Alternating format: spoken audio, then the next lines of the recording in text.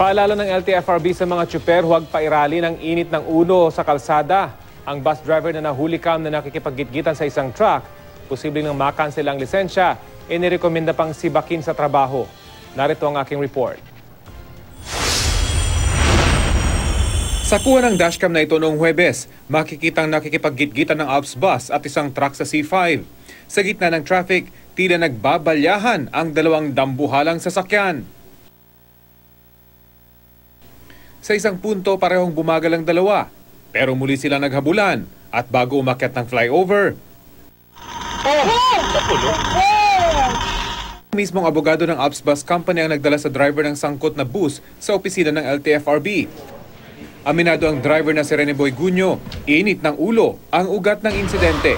Hindi ko po alam kung anong dahilan niya, yung bakit ako ginit-git bigla doon sa may pagkatapos ng stoplight ng Eastwood.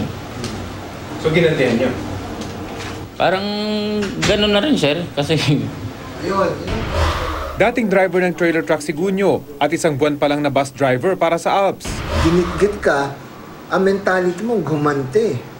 Yung ba tama sa pagiging driver mo ng bus, may pasahero ka na, di ba? Oo. Dahil sa insidente, suspendido si Gunyo sa kumpanya. Posibleng kansilahin ng LTFRB ang lisensya nito at irerekomenda pa ng kanilang mismong abogado na matanggal siya sa trabaho. Doon sa unang gitgitan, naghabulan pa at using his word, gumante. As the lawyer of the company, that attitude has no place for PUB, for a bus driver. Nangako ang operator ng Alps, hihigpitan pa nila ang proseso ng pagkuha ng mga driver. Mahirap naman, sir, malaman sa mga ginagawa naming proseso yung ugali o yung magiging burst of emotion ng tao pag dumating yung ganong sitwasyon. Dahil ba dito magdadagdag pa kayo? Anger management, yung mga ganon? Po, i-recommenda ko rin sa boss ko. Kasabay nito, ipinatawag din ng LTFRB ang driver ng jackliner na nakunan din na nakikipaggitgitan sa isang kotse sa SLEX nitong weekend.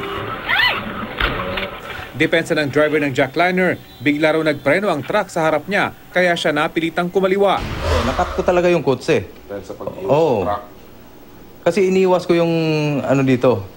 Sasailalim sa pagdinig sa kaso ang driver ng jackliner dahil may lehitimo siyang paliwanag.